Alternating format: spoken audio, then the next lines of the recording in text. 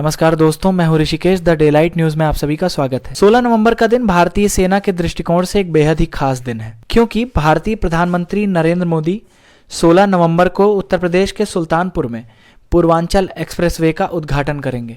आपको लग रहा होगा कि पूर्वांचल एक्सप्रेसवे के उद्घाटन से सेना का क्या खास होगा, तो मैं आपको बता दूं कि पूर्वांचल एक्सप्रेसवे में सुल्तानपुर के निकट लगभग 3.2 किलोमीटर लंबी एयर स्ट्रिप का निर्माण किया गया है।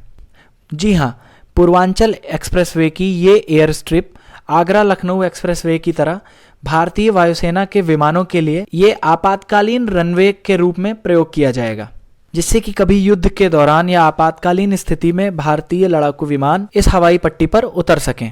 आखिर ये एयर स्ट्रिप होता क्या है? एयर स्ट्रिप राजमार्गों का एक भूभाग है जिसे विशेष रूप से सेना के उपयोग में लाया जाता है। सैन्य विमानों के लिए रनवे के रूप में इसका उपयोग किया जाता है। सहायक सैन्य हवाई अड्डे के रूप में काम करने के लिए इसको बनाया जाता है। आखिर हमें एयर स्ट्रिप की ज़रूरत क्यों है? जर्मनी, स्वीडन, दक्षिण कोरिया, ताइवान, फिनलैंड, स्विट्जरलैंड, यहाँ तक कि हमारे पड़ोसी देश पाकिस्तान ने भी अपने राजमार्गों और एक्सप्रेसवे पर विमानों के उतरने के लिए और आपातकालीन स्थिति में युद्ध के दौरान उड़ान भरने के लिए एयर स्ट्रिप्स बनाई है। पिछले कुछ वर्षों उत्तर प्रदेश के लखनऊ आगरा एक्सप्रेसवे पर 3.3 किलोमीटर की एयर स्ट्रिप बनाई गई है, जो कई माध्यम से हल्के वजन वाले भारतीय वायुसेना के विमानों की लैंडिंग की सुविधा प्रदान करती है। पिछले कुछ वर्षों में अगर हम देखें तो भारतीय वायुसेना आपातकालीन लैंडिंग के लिए राष्ट्रीय राजमार्गों के कुछ हिस्सों का उपयोग करने के प्रयासों को बढ़ा रही है। अगर किसी कारण से एक सक्रिय हवाई अड्डा उपलब्ध नहीं है, ऐसे राजमार्ग खंडों को आपातकालीन स्थिति में उपयोग किया जा सकता है। इसके अलावा अगर हम आम लोगों की बात करें तो कहीं पर कोई आपदा हो गई, उसके राहत के लिए अगर इंस्टेंट आर्मी बुलानी पड़ी, तो वहाँ पर भी इस एयर स्ट्रिप का इस्तेमाल हो सकता है। इस एयर स्ट्रिप को बनाने के बाद उत्तर प्रदेश देश का पहला राज्य बन गया है जहाँ पर 2 एयर स्ट्रिप होंगी। पूर्वांचल एक्सप्रेसवे की जानकारी के लिए बता दें कि पूर्वांचल एक्सप्रेसवे उत्तर प्रदेश के 9 जिलों यानी कि लखनऊ, बाराबंकी, अमेठी, सुल्तानपुर, अयोध्या, अंबेडकर नगर, आजमगढ़, मऊ और गाजीपुर जैसे जिलों को जोड़ेगा।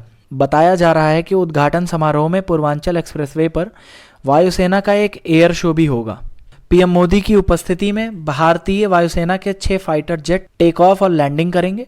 इन लड़ाकू विमानों में 2 सुखोई, 2 मिराज और 2 जगुआर विमान शामिल होंगे। आपकी जानकारी के लिए बता दें कि पूर्वांचल एक्सप्रेसवे को पास के कई महत्वपूर्ण जिलों से भी जोड़ा गया है, जैसे वाराणसी को आजमगढ़ हाईवे से, गोरखपुर से जोड़ने के लिए गोरखपुर लिंक एक्सप्रेसवे के माध्यम से जोड़ा जाना है। पूर्वांचल एक्सप्रेसवे का उपयोग करने वाले यात्रियों को शुरुआती समय में कोई टोल नहीं देना होगा, परंतु भविष्य में क्या हो जाए कोई भरोसा नहीं है। भविष्य में सरकार को आशा भी है कि इस एक्सप्रेसवे से उसे सालाना 202 करोड़ रुपए मिलेंगे। टोल टैक्स वसूलने का काम निजी कंपनी को दिया गया है। अक्सर आजकल हम निजी कंपनियों पे ज़्यादा भरोसा कर रहे हैं, तो टोल टैक्स निजी कंपनी ही वसूलेगी। पूर्वांचल एक्सप्रेसवे आगरा लखनऊ एक्सप्रेसवे की तरह भारतीय वायुसेना के विमानों के लिए एक आपातकालीन रनवे के रूप में उपयोग किया जाएगा। अगर हम उत्तर प्रदेश से बाहर की बात करें, NH 925 एक ऐसा कारनामा करने वाला भारत का पहला राष्ट्रीय मार्ग रहा है जो राजस्थान में और भारत पाकिस्तान सीमा से सिर्फ 40 किलोमीटर दूर है। अगर आपातकालीन लैंडिंग की नज़र से देखा जाए तो ये हवाई पट्टियां बेहद ही महत्वपूर्ण है। हम सबकी भी हमेशा से यही चाह रही है कि भारत सैन्य बल में, सैन्य ताकतों में अपना लोहा विश्व को मनवाए। आगे आने वाले समय में भारतीय सैन्य ताकत को आप किस दृष्टि से देखते हैं, कमेंट करके ज़रूर बताएं। हम ऐसी ही नई नई जानकारियां आप तक लाते रहेंगे। हमारे चैनल को सब्सक्राइब करना ना भूलें। अगर वीडियो अच्छा लगे तो इसे लाइक करें और शेयर करें। बहुत बहुत धन्यवाद।